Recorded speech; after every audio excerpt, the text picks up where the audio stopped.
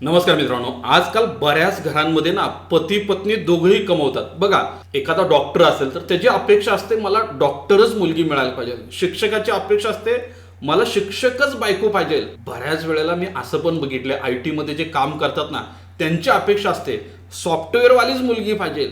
म्हणजे काय झालं, प्रत्येक महिन्यामध्ये 1 तारखेला दोघांच्या अकाउंटमध्ये वेगवेगळ्या 2 सॅलरी क्रेडिट होणार. अरे वा, आपल्याकडे तर डबल इन्कम आहे. काय भारी फील येत असेल ना त्या कुटुंबाला. पण महिन्याच्या 25 तारखेपर्यंत काय होतं, तुझा पगार कुठे गेला? अरे माझा तर पगार EMI मध्ये गेला, तिथं संपला. हाच डायलॉग बऱ्याच घरात ऐकायला मिळतो. घरात 2-2 इन्कमचं सोर्स असूनही जर तुम्ही अजूनही 50 लाखाचं होम लोनचा हप्ता भरत असाल आणि रिटायरमेंटसाठी अजून 10 लाखाची पण तुमच्याकडे सेव्हिंग नसेल, तर बॉस, फायनान्शियल प्लॅनिंग 100% चुकलंय. आजपर्यंत तुम्ही सगळीकडे हेच ऐकत आलाय, 50% खर्च नवऱ्यानं करायचा, 50% खर्च बायकोनं करायचा, कारचा EMI मी भरतो, तो घराचा EMI भर. हेच सगळ्या घरात सुरू आहे. मित्रांनो, हे सगळे रूल्स फेकून द्या. आज मी तुम्हाला ड्युअल इन्कम फॅमिलीसाठी एक जबरदस्त स्मार्ट वेल्थ क्रिएशनचा फॉर्म्युला सांगणार आहे, जो तुमचा पूर्ण दृष्टिकोन बदलून टाकेल. आणि हो, व्हिडिओमध्ये मी तुम्हाला एक असं सिक्रेट SIPचा फॉर्म्युला सांगणार आहे, कॅल्क्युलेशन दाखवणार आहे, जे बघितल्यानंतर तुमचं प्रत्येकाचा फायनान्शियल प्लॅनिंगकडे बघण्याचा दृष्टिकोन बदलणार आहे. तर मित्रांनो, चला डायरी पेन घ्या आणि व्हिडिओ संपेपर्यंत, शेवटपर्यंत काळजीपूर्वक बघा. मित्रांनो, सगळ्यात आधी आपण कुठं चुकतो हे समजून घेऊ. जेव्हा घरात एकच व्यक्ती कमवते असते ना, तेव्हा आपण अतिशय विचार करून खर्च करतो. पण जसा पगार दुसरा घरात यायला सुरू होतो ना, न कळत लाईफस्टाईल इन्फ्लेशनच्या जाळ्यामध्ये तुम्हाला पद्धतशीर फसवण्यासाठी सगळी व्यवस्था तयार असते. गरज नसताना आपण घरामध्ये डबल डोअरचा फ्रीज घेऊन येतोच. सुट्टीला गावाकडे जाऊन राहण्यापेक्षा आपण काय करतो, महागडं रिसॉर्ट बुक करतो. आणि बँकाही तुम्हाला खुश करायसाठी कमी नसतात, त्या तुमच्या दारापर्यंत येतात. कॉल करून तुमचा रिलेशनशिप मॅनेजर तुम्हाला म्हणतो, सर मी आज तुम्हाला भेटायला येऊ का? सर आपल्याकडे खूप चांगली ऑफर आहे. सर फ्रीमध्ये क्रेडिट कार्ड देतोय. सर तुम्हाला इन्व्हेस्टमेंटचा जबरदस्त प्लॅन सांगतो, या प्लॅनमध्ये इन्व्हेस्टमेंट करा, चांगले रिटर्न तुम्हाला मिळतील. सर कार लोन 1% लेस इंटरेस्ट रेटवर देतो. सर दोघाचा पगार आहे. होम लोन कुठलेही डॉक्युमेंट्स देऊ नका, आम्हाला लागेल त्यावेळेला आम्ही स्वतः घेतो, पण पहिल्यांदा होम लोन घ्या. लगेच बँकेचे सेल्स रिप्रेझेंटेटिव्ह तुमच्या घरी येतात आणि तुम्हाला पण भारी वाटतं, अरे इतक्या मोठ्या बँकेचा सेल्स रिप्रेझेंटेटिव्ह आपल्या दारात आलाय आणि आपल्याला एवढं भारी बोलतोय, तर काय अडचण आहे, चला घेऊन टाको. मित्रांनो, हे सगळा ट्रॅप आहे, पहिल्यांदा समजून घ्या. कारण का, तुम्ही स्वतःला मोठं करत नाहीये, तुम्ही बँकेला मोठं करण्याचा पण बांधला आहे. मित्रांनो, दुसरी चूक काय होते तुमचे, हिशोब वाटून घेणं. नवरा म्हणतो मी कारचा EMI भरतो, बायको म्हणते मी मुलांच्या शिक्षणाचं बघते, किराणा बघते, मुलांच्या ट्युशनची फी बघते. मित्रांनो, तुम्ही नवरा बायको आहात की रूममेट्स आहात? मित्रांनो, खर्च वाटून घ्यायला लागला तुम्ही जर लग्न झाल्यानंतर, तर मित्रांनो यासारखं सर्वात मोठं चुकीचं फायनान्शियल प्लॅनिंग दुसरं कुठलं असू शकत नाही. पण मित्रांनो, तुम्ही वेल्थ कशी वाढवणार, इथूनच खरा गेम सुरू होतोय.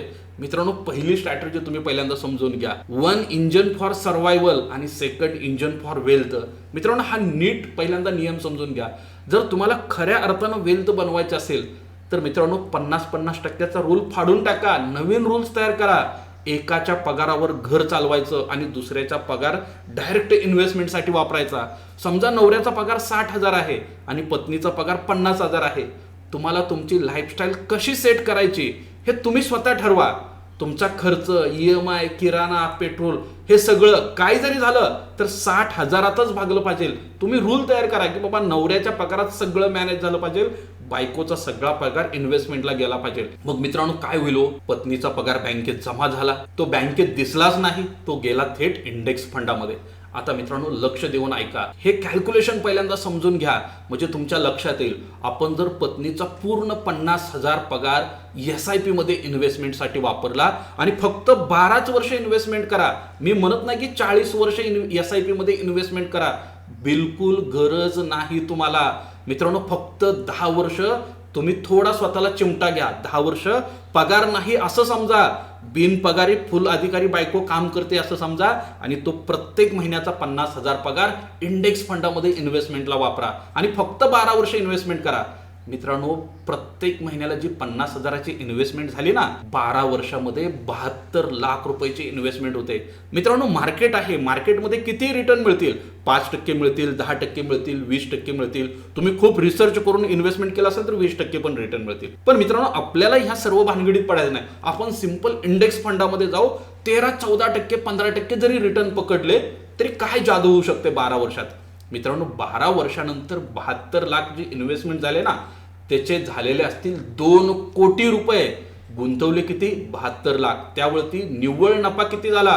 तर 1,29,00,000. मित्रांनो, विचार करा, 12 वर्षानंतर तुमच्याकडे 2 कोटीची कॅश असेल आणि जर तुम्ही वयाच्या 30व्या वर्षी नोकरीला लागला असाल आणि या पद्धतीनं लग्न झाल्यानंतर प्लॅनिंग केलं असेल तर वयाच्या 42व्या वर्षी तुमच्याकडे 2 कोटी रुपये शिल्लक असतील. मित्रांनो, त्यावेळेला बॉसचं ऐकायची गरज नाहीये, कुणाच्या कटकटीचं टेन्शन नाहीये. तुम्हाला पूर्ण फायनान्शियल फ्रीडम तुमच्या फॅमिलीला मिळाला असेल. आणि मित्रांनो, ते 2 कोटी रुपये जर डायरेक्ट तुम्ही SWP ला टाकले तर मंथली 1 लाखाचा पगार तुमचा कुठंच जात नाही. म्हणजे काय झालं? वयाच्या 42व्या वर्षी तुमच्या घरामध्ये 2 नाही 3 पगारी सुरू झालेल्या असतील. नवऱ्याची 60,000ची पगार जी वाढून झाली असेल ती झाली असेल, पत्नीची 50,000ची पगार ती तर आहे तशी आहेच, पण 1 लाखाची एक्स्ट्रा मंथली SWPच्या माध्यमातून सॅलरी तुमची तयार झालेली असेल. हे पहिल्यांदा लक्षात घ्या. म्हणजे मित्रांनो, तुम्हाला हे ॲडव्हान्टेज घेता आलं पाहिजे. त्या अँगलनं तुम्ही विचार करणं गरजेचं आहे. आणि त्यासाठी सगळ्यात महत्त्वाचं आहे तुमच्याकडे एक स्ट्रॉंग फायनान्शियल प्लॅनर असणं गरजेचं आहे. तो जर नसेल तर तो तुम्हाला ट्रॅडिशनल पद्धतीनं सगळ्या प्रोडक्टमध्ये गुंतवणार. 10 लाख महिन्याला LIC मध्ये भरा, 20 लाखाचा अमकं घ्या, ह्यामध्ये पैसे टाका, त्यामध्ये पैसे टाका आणि बँकेला मोठं करा आणि स्वतः मोठं व्हा. मित्रांनो, ह्या गोष्टीमध्ये तुम्ही पडू नका. प्रॉपर प्लॅनिंग होणं गरजेचं आहे. आणि ज्या माणसापेक्षा जास्त पैसे आहेत, ज्या माणसापेक्षा जास्त पगार आहे ना, त्याच्याकडे सगळे इन्व्हेस्टमेंट ॲडवायझर स्वतः चालून येतात आणि तुम्हाला वेगवेगळे गोड बोलून वेगवेगळे प्लॅन सांगतात. आणि काही लोकांकडे हे खूप चांगलं स्किल असतं, गोड बोलून आकड्यांच्या जाळ्यामध्ये फसवायचं आणि त्याची खरी रिअल वेल्थ किती असणार हे कधी सांगत नाही. ते पहिल्यांदा लक्षात घ्या.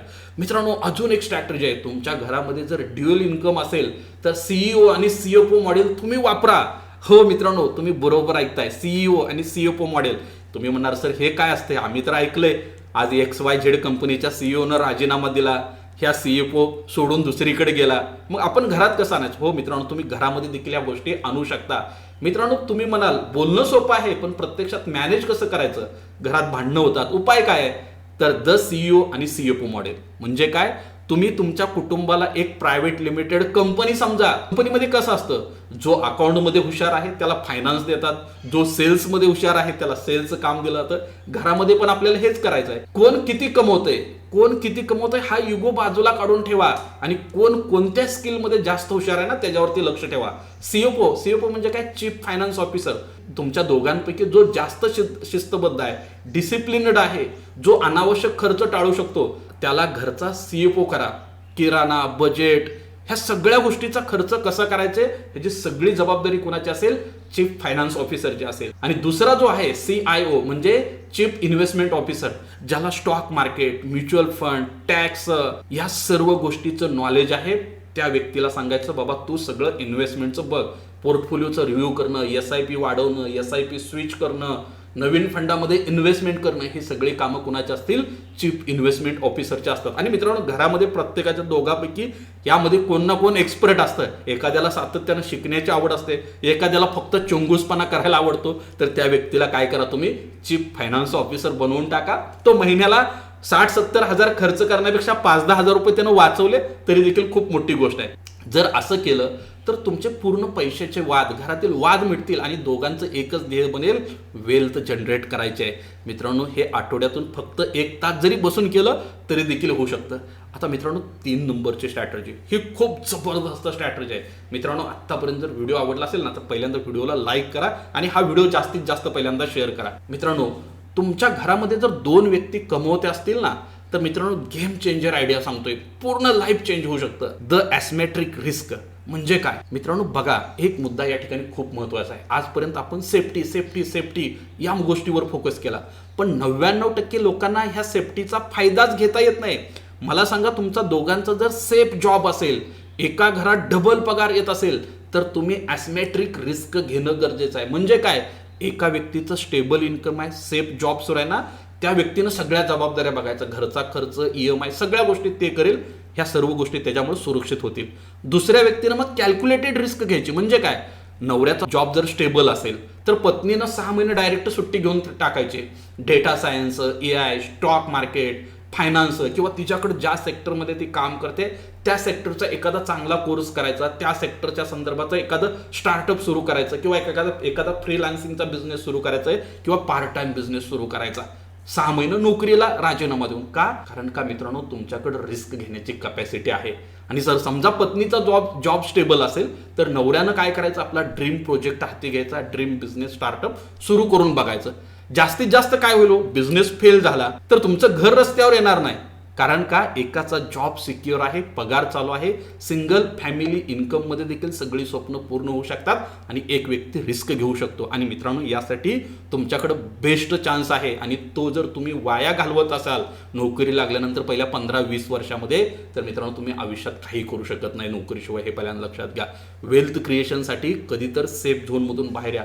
मित्रांनो, मी हजारो शिक्षक, हजारो नोकरदार बघितलेत, काय करतात, 25-30 वर्ष नोकरी करतात आणि मित्रांनो वयाच्या 50-95व्या वर्षी स्वतःचं घर बांधतात. किंवा नोकरदार व्यक्ती आहे, नोकरी करतोय, सिंगल पगारदार आहे, मित्रांनो त्या व्यक्तीला आयुष्यात 5 एकर शेत घेणं देखील शक्य होत नाही. 1 BHK फ्लॅट घेण्यासाठी देखील त्याला कर्ज काढावं लागतं. पण मित्रांनो, ज्या घरामध्ये 2 इन्कम आहेत त्या व्यक्तीला किती अपॉर्च्युनिटी आहे हे पहिल्यांदा समजून घ्या.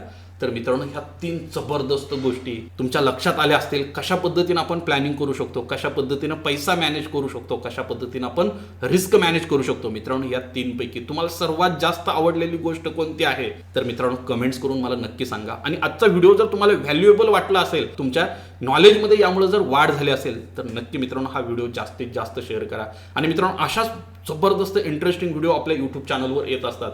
त्यामुळे हा व्हिडिओ मिस होऊ नये यासाठी पहिल्यांदा बेल आयकॉनला दाबून ठेवा, यूट्यूब चॅनलला सबस्क्राईब करा आणि हा व्हिडिओ तुमच्या जास्तीत जास्त मित्रांपर्यंत शेअर करा. धन्यवाद. Investments in securities market are subject to market risks. Read all the related documents carefully before investing.